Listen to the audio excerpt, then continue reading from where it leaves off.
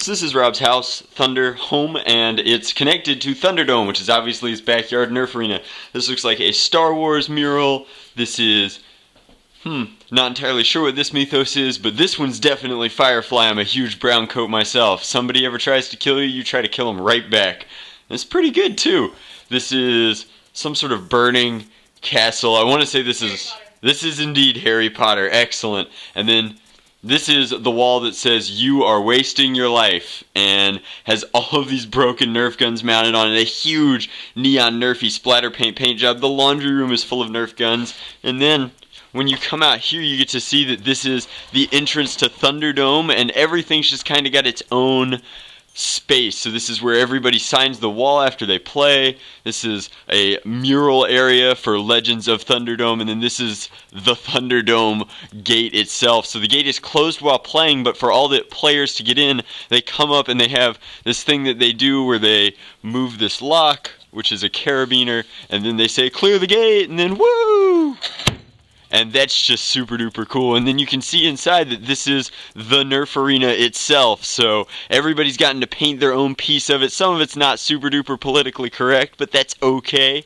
And it's really, really fun. It's clearly all handmade. It's almost like a shanty town. There's pieces of all sorts of stuff that you wouldn't expect in a Nerf arena. This makes a lot of sense. It's kind of destroyed, but that's the old tech target. Then there's like this super funky washed on painted neon fuzzy dog, which ironically holds hammer shots really well while you're playing.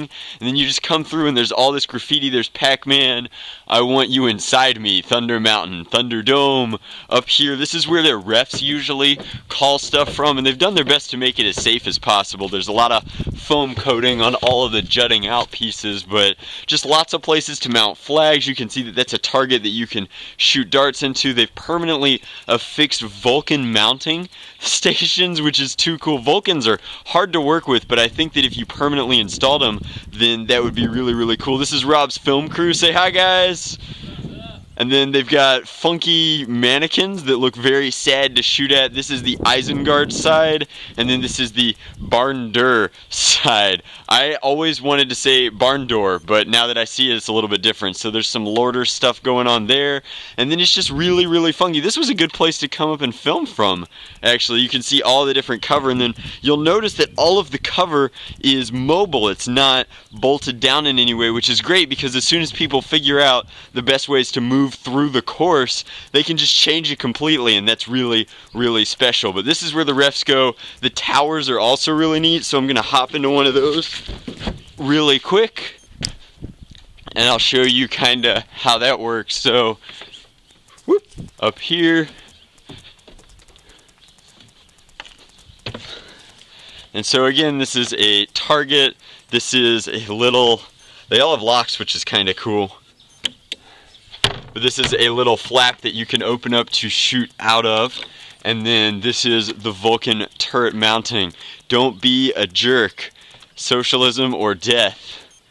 Anyway, so that is kind of a quick video tour of Thunderdome. It's easily the coolest Nerf arena I've ever been in, and it's just really, really special. There's a lot of love in this backyard. Alright guys, so I'll be making a lot more vidocs on my trip up to Thunderdome, but that covers the bulk of it, and as always, thanks for watching.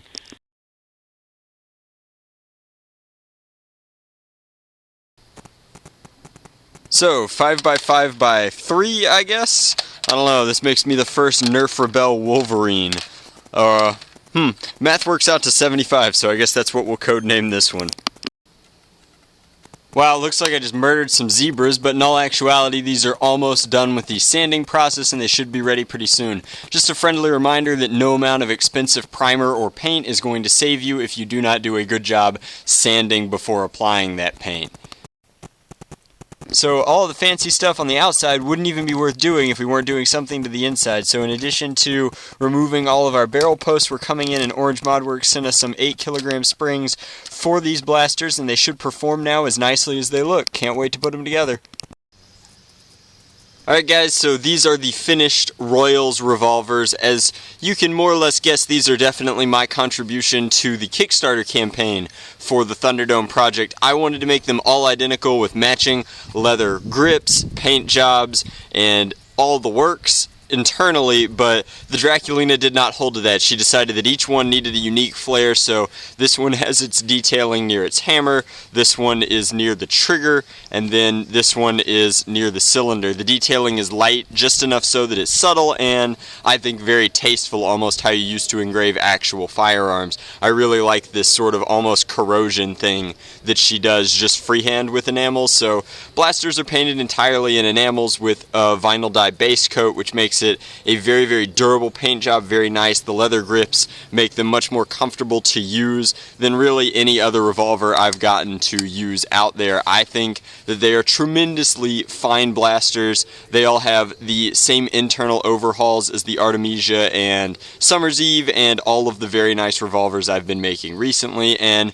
I hope that you would consider donating enough to the Kickstarter campaign that you could pick one of these up for yourself. And the reason for that is because if we come over here and look at Rob's Kickstarter campaign, we are not doing so hot. We're a third of the way in and we're barely a quarter of the way there. So for those of you that are math majors, that's not so great.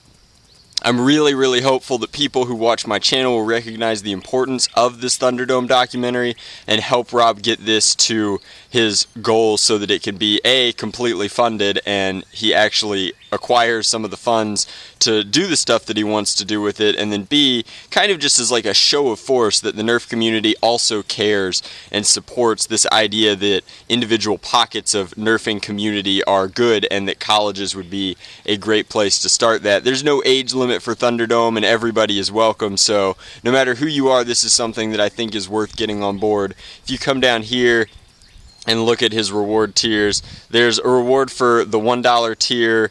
You can get the DVD for as little as $15, and then my reward costs significantly more, but I like to think that it should be worth it. These are 3 of a kind. I will not be making any more of them, and it should serve you very, very well. I guess also of note, the blasters have all been signed very subtly underneath the leather wrapping, and I think that I numbered them inside, but after I numbered them, the Draculina did unique detailing on them, so I lost track of which one's which. So the only way to know if you're getting 1, 2, or 3 is to take them apart, which you could do. All you'd have to do is relace the leather wrapping afterwards. So that's my kind of pitch. I really hope you consider supporting the Thunderdome Kickstarter. It's something that I'm very passionate about. I'm in the documentary.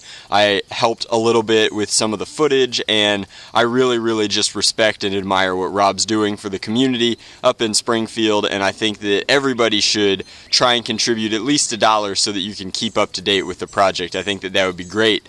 So that's all. I'm rambling. Thanks for watching. Enjoy your weekend, guys, and let me know what you think of these revolvers. I spent a lot of time on them. I very rarely do blasters that are identical like this, and when I do, it's usually 2 of them to dual wield, so making 3 was an interesting challenge. I haven't done anything quite like it since I made 10 Death Dealers at once, which was a chore.